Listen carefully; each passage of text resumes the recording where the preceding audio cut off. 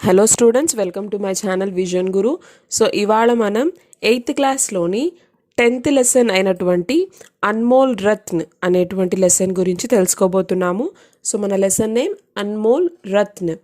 तो रत्न का अर्थ तो आप सभी जानते ही है. रत्नालु అంటే మనందరికీ తెలిసిందే. अनमोल रत्न, यहाँ पे रत्न का अर्थ जो सही वाला रत्न नहीं है, रत्न के जैसी अच्छी अच्छी बातें जिसका कभी हम मोल नहीं लगा सकते. अनमोल అంటే ఏంటి అంటే जिसका मोल नहीं लगा सकते అంటే వెలకట్టలేనటువంటి గొప్ప గొప్ప మంచి మంచి మాటలు మనకి ఇక్కడ చెప్పడం జరిగింది. సో వాటి గురించి మనం తెలుసుకోబోతున్నాము. तो यहाँ देखेंगे तो इस चित्र के अंतर्गत हमें तो एक कक्षा दिखाई दे रहा है. तो इस कक्षा के श्यामपट पर एक सेंटेंस लिखा हुआ है जो कि हर एक अच्छी बात अमूल्य होती है. అంటే ఏంటి, ప్రతి మంచి మాట కూడా ఎంతో అమూల్యమైనది, ఎంతో గొప్పది అని చెప్పి. यहाँ पे अध्यापिका जो है बच्चों को पढ़ा रही है, हिंदी पढ़ा रही है और बच्चे ध्यान से सुन रहे हैं. तो इसी चित्र के रिलेटेड में यहाँ पे 3 तरह के प्रश्न पूछे हुए हैं. तो पहला प्रश्न है, चित्र में क्या क्या दिखाई दे रहा है, ఈ పిక్చర్లో మనకి ఏం కనిపిస్తూ ఉన్నాయి. और दूसरा प्रश्न है, वे क्या कर रहे हैं, వాళ్ళు ఏం చేస్తూ ఉన్నారు. और श्यामपट पर लिखे सुवचन से तुम क्या समझते हो. श्यामपट మీద అంటే బోర్డు మీద రాసినటువంటి సువచన్ మంచి మాట అక్కడ రాస్తున్నారు కదా, మంచి వాక్యం ఒకటి రాస్తున్నారు. సో దాని గురించి మీ అభిప్రాయం ఏంటి అని చెప్పి ఇక్కడ అడగడం జరిగింది. और इस अनमोल रत्न पाठ में जो अच्छी अच्छी बातें कही हुई है, तो तुलसीदास और रहीम से कही हुई छोटी छोटी कविताएं यहाँ पे दिए हुए हैं. देखिए, पहले हम तुलसीदास जी से कही हुई कविता के बारे में जान लेंगे और उसके बाद में రహీం जी के बारे में भी पढ़ लेंगे. సో ఫస్ట్ చూసినట్లయితే తులసీదాస్ చెప్పినటువంటి కవితలు ఇక్కడ ఉన్నాయి. సో ఆయన గురించిన బేసిక్ ఇన్ఫర్మేషన్ అనేది కూడా ఇక్కడ ఇవ్వడం జరిగింది. तुलसीदास पिक्चर కూడా ఇక్కడ మీరు చూడొచ్చు.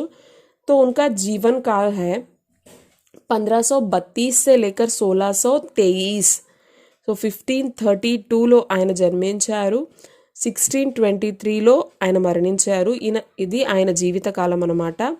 సో उसी तरह उनकी प्रमुख रचनाएं हैं రామచరితమానస్ ఆది. సో ఆయన రచించినటువంటి రచనలలో ప్రముఖమైనది రామచరితమానస్. तो पहले देखिए, तुलसी काया खेत है, मनसा भयो किसान, पाप पुण्य दोऊ बीज है, बुवैसो लुनय निदान. तुलसीदास जी इस कविता में क्या कह रहे हैं. तुलसी काया खेत है. तुलसीदास जी के अनुसार तुलसीदास कहते हैं कि हमारा जो काया है, काया का अर्थ होता है शरीर. काया అంటే శరీరము, మన బాడీ. సో తులసిదాస్ ఏం చెప్తున్నారు ఇక్కడ, కంపేర్ చేస్తున్నారన్నమాట. కాయా ఖేత్ కే సమాన్ హై. जो हमारा शरीर है, మన శరీరం ఏదైతే ఉందో అది ఖేత్. ఖేత్ అంటే పొలము. సో ఇక్కడ మన శరీరాన్ని పొలంతో కంపేర్ చేస్తున్నారు. మన శరీరం అనేది పొలం అనుకున్నట్లయితే, పొలంతో సమానం అనుకున్నట్లయితే, మనసా భయో కిసాన్. हमारा जो मन होता है, మన మనసు ఏదైతే ఉందో, మనసు రైతు లాంటిది. మన శరీరం ఒకవేళ పొలమైనట్లయితే మన మనసు అనేది ఒక రైతు, ఫార్మర్ అనుకుందాము. పాప పుణ్య దోవు బీజ్ హై. సో శరీరాన్ని పొలంతో కంపేర్ చేశారు, మనసుని రైతుతో కంపేర్ చేశారు. మరి पाप पुण्य दोऊ बीज है. पाप और पुण्य दोनों क्या है, बीज के समान है. बीज का अर्थ होता है सीड. బీజ్ అంటే ఇక్కడ విత్తనము అని.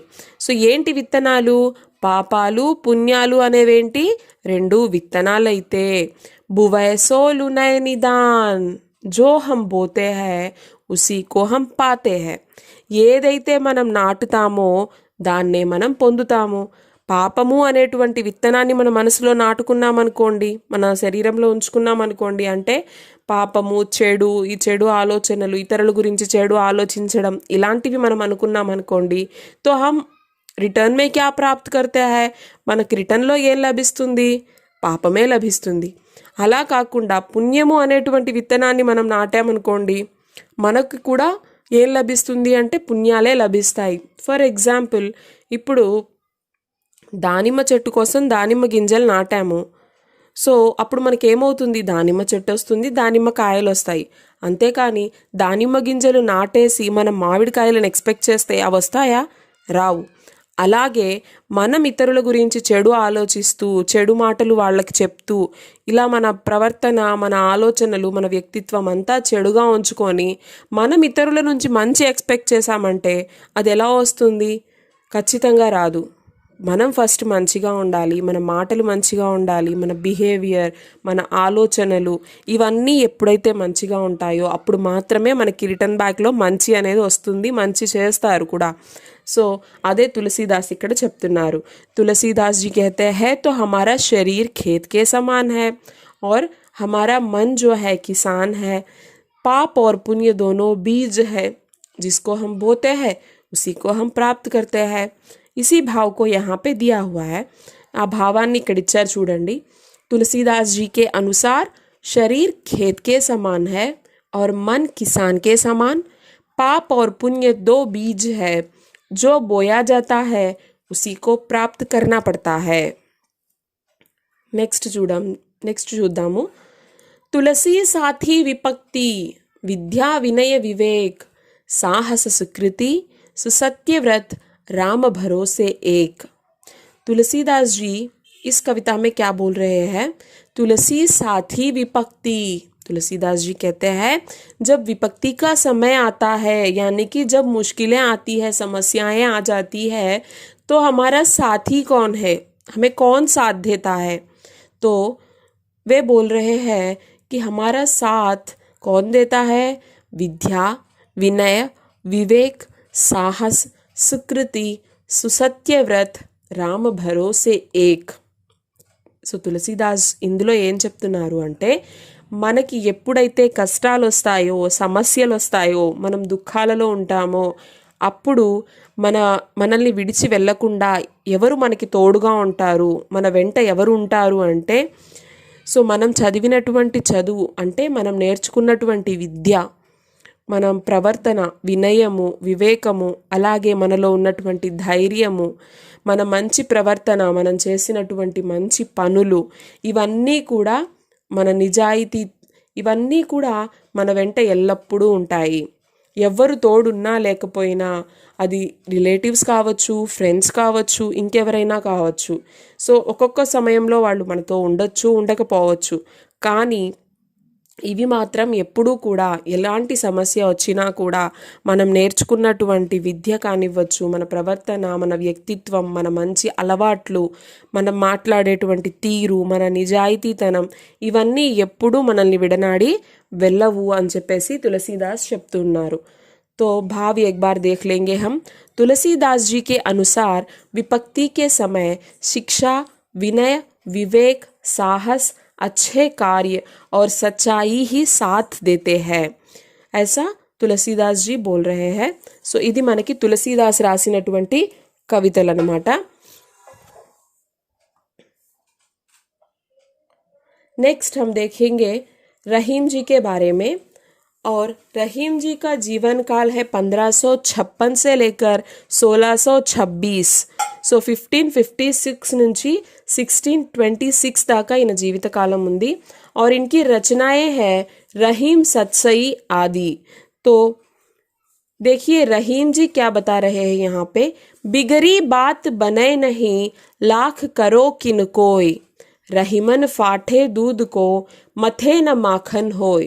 तो रहीम जी क्या बोल रहे हैं यहाँ पे, बिगड़ी बात बने नहीं. एक बार बात जब बिगड़ जाती है तो बनती नहीं है. एक बार बात जब बिगड़ जाती है तो बनती नहीं है. ఒకసారి ఏ రిలేషన్ అయినా కావచ్చు, ఎవరి మధ్యనైనా కావచ్చు, ఒకసారి మాట అనుకున్న తర్వాత ఆ రిలేషన్షిప్లో ఒక చిన్న బ్రేక్ అనేది వచ్చింది అనుకుందాము.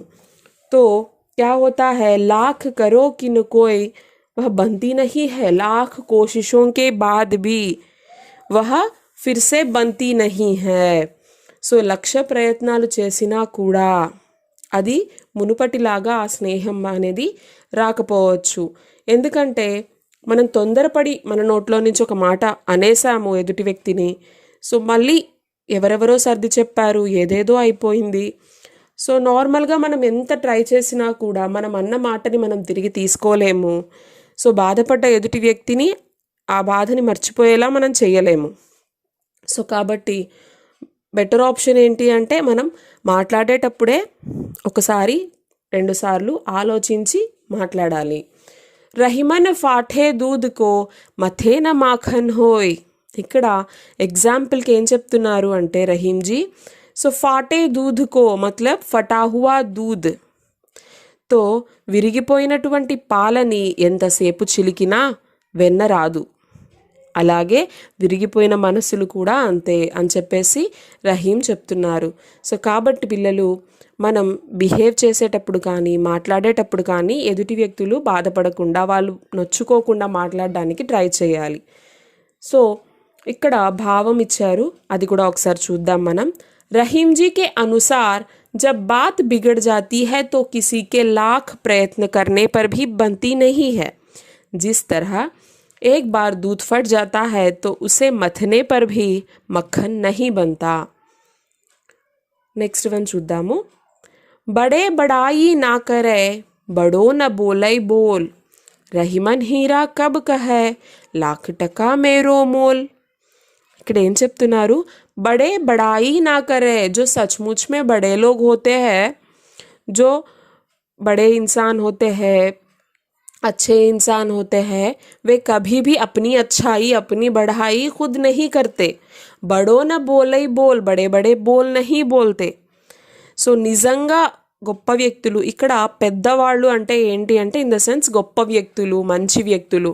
సో నిజంగా గొప్ప వ్యక్తులు, మంచి వ్యక్తులు అయితే తమ గొప్పతనం గురించి, తమ మంచితనం గురించి పెద్ద పెద్ద మాటలు వాళ్ళు ఎప్పుడూ కూడా చెప్పుకుంటూ తిరగరు. వాళ్ళ మంచితనం గురించి, వాళ్ళ గొప్పతనం గురించి, వాళ్ళు నిజంగా గొప్పవాళ్ళు అయితే ఎదుటి వ్యక్తులు చెప్పుకోవాలి, పలానా వ్యక్తి చాలా మంచివాడు, పలానా వ్యక్తి చాలా గొప్ప వ్యక్తి, ఇలా ఎదుటి వాళ్ళు చెప్పుకోవాలి, నలుగురు మాట్లాడుకోవాలి. కానీ తమకు తాముగా మేము ఇది చేశాము, మేము అది చేశాము అని చెప్పేసి తమ గొప్పలు తామే చెప్పుకుంటూ తిరగరు. ఎగ్జాంపుల్కి ఏం చెప్తున్నారు ఇక్కడ रहीमन हीरा कब कहे लाख टका मेरो मोल. तो हीरा जो होता है बहुत ही एक्सपेंसिव होता है, बहुत ही చూడండి ఇక్కడ హీరా అంటే ఏంటి, డైమండ్. సో డైమండ్ అనేది చాలా ఎక్స్పెన్సివ్గా, కాస్ట్ పరంగా చూసుకున్నా ఎక్స్పెన్సివ్ అవుతుంది, మనకి రేర్గా దొరుకుతుంది. కాబట్టి ఇక్కడ డైమండ్తో కంపేర్ చేస్తున్నారు. వజ్రాలు ఎప్పుడూ తమకు తాముగా చెప్పుకుంటూ తిరగవు, నా వాల్యూ ఇంత, నా కాస్ట్ ఇంత, నేను ఇంత గొప్ప, నేను ఇలాంటి, నేను అలాంటి అని చెప్పేసి వజ్రాలు ఎప్పుడూ కూడా చెప్పుకుంటూ తిరగవు. అంటే నిజమైనటువంటి మంచి వ్యక్తులు, నిజంగా గొప్ప వ్యక్తులు ఎవరైతే ఉంటారో వాళ్ళు ఎప్పుడూ కూడా తమ గురించి తాము చెప్పుకుంటూ తిరగరు అని చెప్పేసి ఇక్కడ రహీం చెప్తున్నారు. భావం చూద్దాం. रहीम जी के अनुसार जो सचमुच बड़े होते हैं वे अपनी बढ़ाई नहीं किया करते, बड़े बड़े बोल नहीं बोला करते. हीरा स्वयं कभी नहीं कहता कि उसका मोल लाख टके का है. तो बच्चों, यह है रहीम जी और तुलसीदास जी से कही हुई अच्छी अच्छी बातों के बारे में हमने आज अनमोल रत्न पाठ में जान लिया है. సో పిల్లలు, ఇవాళ మనం రహీం అలాగే తులసీదాస్ చెప్పినటువంటి కొన్ని మంచి మంచి మాటల గురించి ఇవాళ మనం అన్మోల్ రత్న అనేటువంటి లెసన్లో తెలుసుకోవడం జరిగింది. సో దీనికి సంబంధించి మీకు ఏమైనా డౌట్స్ ఉన్నట్లయితే కామెంట్ సెషన్లో పెట్టండి, నేను వాటికి క్లారిటీ ఇస్తాను. సో నెక్స్ట్ మనం ఇంకొక వీడియోలో ఇంకొక లెసన్ ఎక్స్ప్లెనేషన్లో కలుద్దాము. Thank you.